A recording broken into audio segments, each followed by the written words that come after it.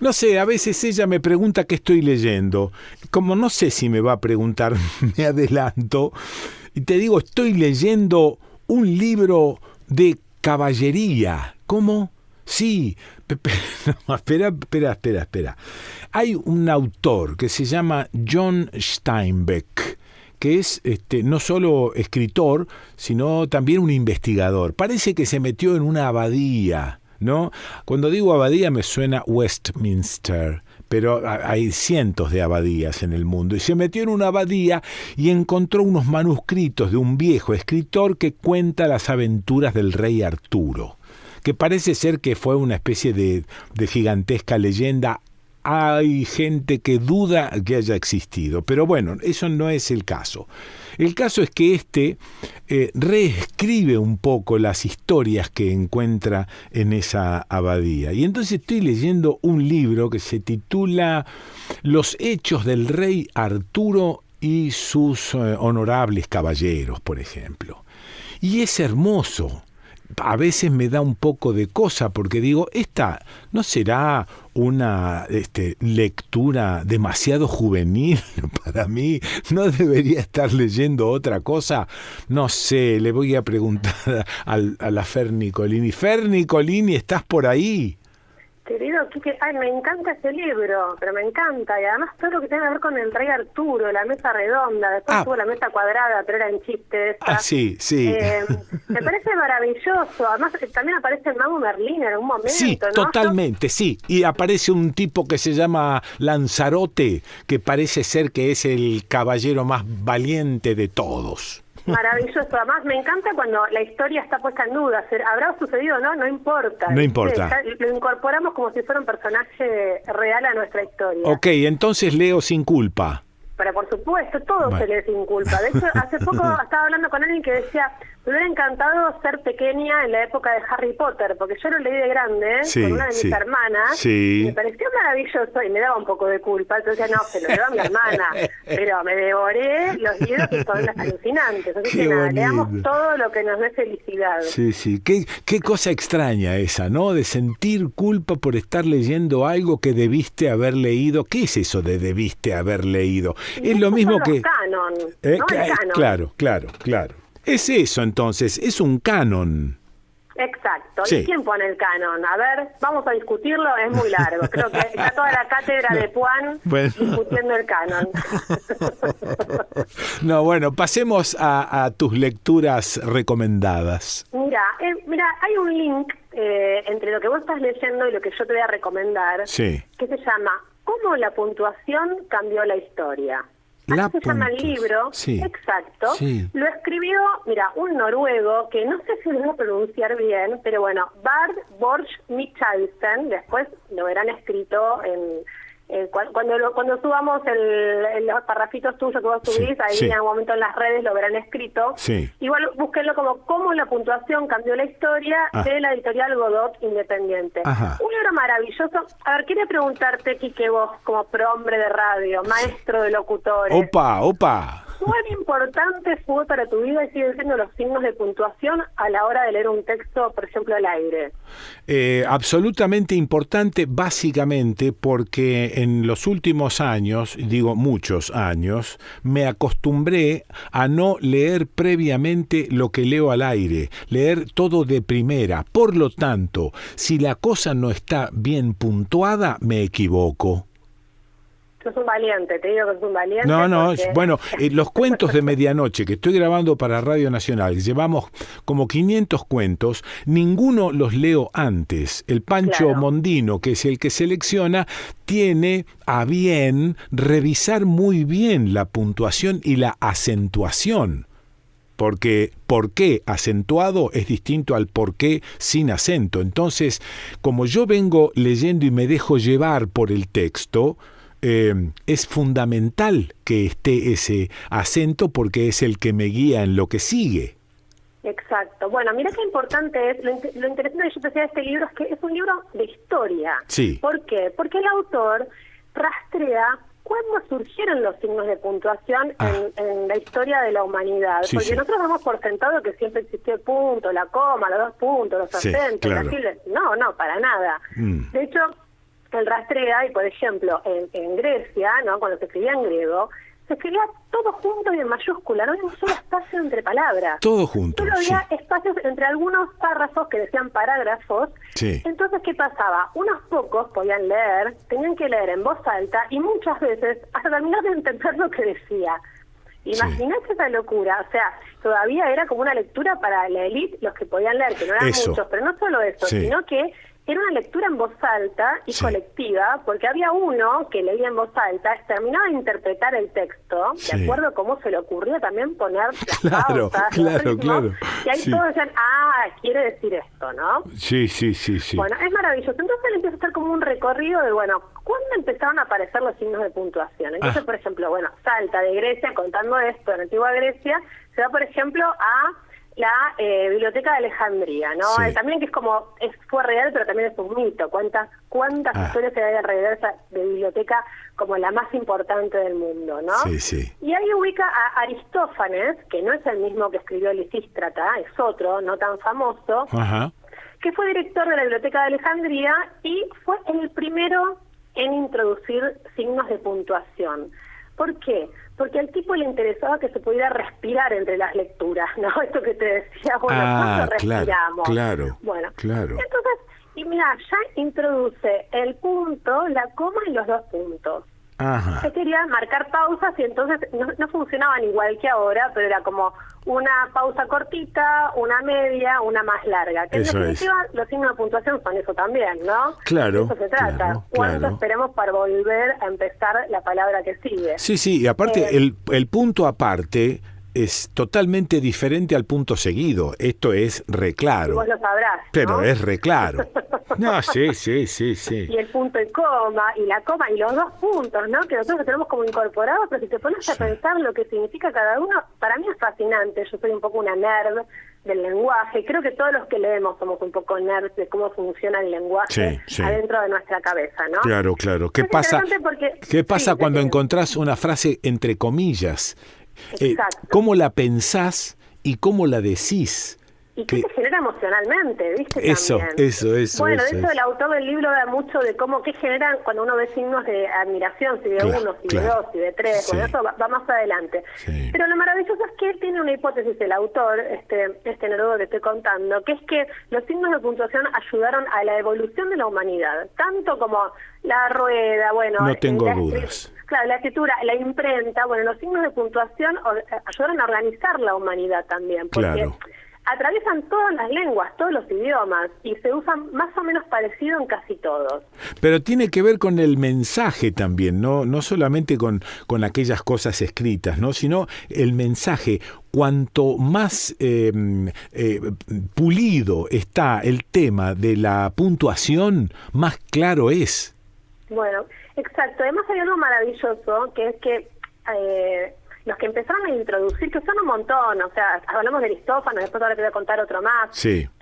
Hubo como pequeños iluminados que dijeron, acá hay que hacer algo para que se lea, también para democratizar la lectura. Hay una parte muy interesante que dice, claro, los griegos leían en público, leía uno encargado de leer y de unificar el sentido, pero cuando aparecieron signos de puntuación, se pudo empezar a leer en silencio, algo que antes no existía, para adentro. Y eso armó una batahola porque siempre están los conservadores que decían, imagínate leer en silencio, qué cosas se les pasarán por la cabeza a esos lectores. No podemos dominar su cabeza, su manera de pensar con la lectura. Qué maravilla. Bueno, maravilloso. Después, por ejemplo, aparece Cicerón y decreta que los signos de puntuación no sirven para nada, ¿viste? Y arrasa con todo, como arrasaba el Imperio Romano cuando aparecía. ¿No? Bueno, basta de esta pavada.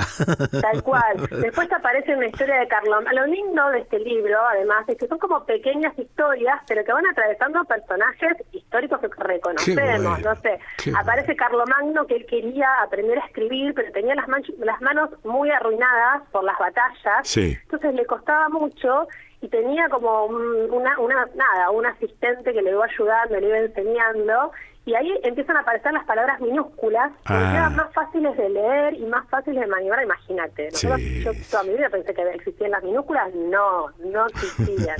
Bueno, el libro pasa por Bolonia, pasa por Venecia, porque también el Renacimiento en Venecia no solo fueron como las grandes obras de la pintura mundial, o el comercio, o bueno, nada, el descubrimiento, conquista, o como quieramos llamarlo, de otros territorios, sino también apareció el primer libro moderno de la mano de un señor llamado Aldo Manuzio, que Aldo fue como el primer editor, tipógrafo, inventero, que inventó los libros de bolsillo, porque antes los libros eran unos masacotes, que no se podían trasladar. Sí, no solo eso, inventó la tipografía Times New Roman, que usamos ahora en la computadora. No, maravilloso. Así que yo te lo recomiendo mucho este libro porque es divertido, aprendes cositas, también aprendes a usar la puntuación y cuál es el sentido de cada cosa, y también el poder que puede tener, el modo que tenemos de organizar lo que escribimos, y también cómo lo interpretamos en nuestra cabeza, ¿no? Como una oración con signos de admiración o sin puede tener otro efecto emocional a la hora de leer. Sí. Y después, bueno, termina toda una parte después también que habla, bueno, de otros idiomas, qué pasa en alemán y demás, y también qué pasa ahora con los chats, que viste que vamos cambiando también la puntuación. Por ejemplo, cuenta que se hizo un estudio que si uno contesta un WhatsApp y le pone un punto, parece que está enojado. En cambio, sin puntos, más amable. Sí. Claro, se van armando nuevos códigos, como me imagino cuando apareció el QWERTY, las letritas de la primera fila de la máquina de escribir. Claro. Me imagino que también allí hubo una aparición de un código que hubo que aprender. Totalmente. Y lo más interesante también es que estas cosas siempre estuvieron en disputa. No es que dijeron, bueno, ahora es así. ¿Viste? Claro. También se disputaban los sentidos. De hecho, cuenta el libro que hasta hace poco en Alemania hubo como, cuestión de estado si cambiaban el modo de puntuar o no. Era muy complicado, ¿viste? Estaba la grieta de la coma. Claro. Así que bueno, muy divertido, y creo que a quienes amamos leer, escribir, a quienes amamos las palabras, nos va a interesar mucho porque además es ameno, no es un tratado de gramática, Claro, ¿no? muy bien. Es un pequeño libro de historia en donde el eje son los signos de puntuación, que son mucho más divertidos de lo que pensamos. Repite el título. Claro, se llama Cómo la puntuación cambió la historia, de Bart Borch Michelsen, por la editorial Godot, y lo más importante es que tiene traducción de Christian Kupchik, que es un traductor y escritor argentino maravilloso, que está traduciendo un montón. Entonces es una muy buena traducción argentina. Incluso los ejemplos que por ahí no se pueden traducir de otros idiomas, él los trae a nuestra manera de pensar y de leer, y hace que también la traducción sea súper amena. Antes de despedirte, contame qué pasó con la revista Brando. ¿Qué pasó con la revista Brando? Y cerró, después de muchos años, casi 2 décadas, cayó como en ese pequeño hueco que están cayendo algunos productos de papel, lamentablemente. Claro. Comido quizás por la vorágine de otros modos de leer, ¿no? Entonces la revista Brando era una revista con mucha lectura, largo, que había que sentarse y demás. Y bueno, yo qué sé, hay un universo de medios que ya no les interesa ofrecer eso. No digo que a los lectores no les interesa. No, claro. Me parece que hay ciertos medios que no les interesa. Así que bueno, fue una hermosa etapa, gracias por preguntar, Quique. Y bueno, vendrán cosas nuevas. Bueno, ¿me mandás un trocito? Te mando un trocito, dale. Bueno, un beso grande. Tienes que leerlo bien, puntos, comas, punto y coma, ojo. Me voy a confundir a propósito. Un beso. Hasta la próxima. Chao, nena, gracias. Chao. Bueno, escuchaste a Fernanda Nicolini, escuchaste. Sí, varias cosas, ¿eh? Bueno, ahora te leo un pedacito de lo que envió. ¿Dónde lo escuchaste? Dije, ¿dónde lo vas a escuchar? Acá, en El Desconcierto. Cómo la puntuación cambió la historia, de Bart Borch Michelsen, editorial Godot. ¿Cómo estamos hoy? De acuerdo con la leyenda, el signo de interrogación tuvo su origen en Egipto o Roma, pero probablemente tengamos que volver a Aquisgrán para encontrar la fuente, o deberíamos ir a Medio Oriente. El signo de interrogación es fácil de manejar, rara vez causa controversias y ofrece pocos casos límite respecto a su existencia, dudas, reflexiones a altas horas de la noche. Estamos tratando con un signo de puntuación que nos brinda una ayuda útil para la escritura. Sin embargo, se dice que el signo de interrogación tiene apenas 1200 años. ¿Pero puede ser correcto? Dos mitos cuentan diferentes historias. Los antiguos egipcios amaban los gatos. De acuerdo con la anécdota, un día un hombre observó sorprendido a su gato. Quizá sospechaba de algo, en cualquier caso estaba perplejo. El hombre notó que la cola del gato se curvó, dibujando algo parecido al actual signo de interrogación. Se dice que estaba tan encantado que dibujó la cola rizada y comenzó a utilizarla mientras escribía preguntas sobre el fenómeno. No hay fundamentos científicos que respalden la veracidad de ese mito. La Roma medieval es el escenario de otra ingeniosa explicación acerca de cómo llegó a existir el signo de interrogación. La palabra latina quaestio significa pregunta y supuestamente fue abreviada a quo, con una variante en la que la Q se colocaba sobre la O, creando algo similar al signo de interrogación de hoy. La historia es lógica, suena cautivante, pero no hay estudios de la Roma medieval que apoyen la teoría. Más allá de la veracidad de estas bonitas leyendas, lo cierto es que el signo de interrogación fue otra de las innovaciones introducidas por Alcuino, el maestro, monje y ministro de educación en el imperio de Carlomagno. Muchos de aquellos que iban a leer o a editar textos antiguos en latín tenían una lengua materna diferente. Trabajaron duro y necesitaban de toda la ayuda y el apoyo que los signos de puntuación pudieran proporcionarles. ¿Cómo podían saber si una oración determinada era una declaración sobre el mundo o era una pregunta? Bard Borg Michelsen. ¿Cómo la puntuación cambió la historia?